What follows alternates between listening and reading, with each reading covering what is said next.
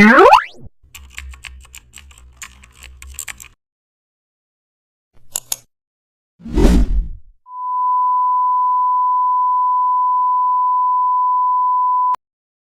back to the channel. Don't forget to like, share and subscribe for more updates.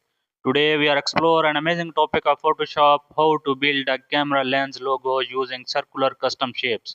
Start with a blank canvas and select a perfect circle from the custom shapes library. Then draw the circle while holding shift to maintain a clean rounded shape.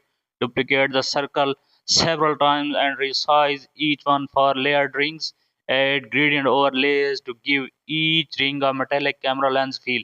Insert small triangle shapes around the inside to simulate blades. Align all aperture blades evenly by rotating and distributing them. Now add a soft inner glow to the center circle for a glass lens perfect.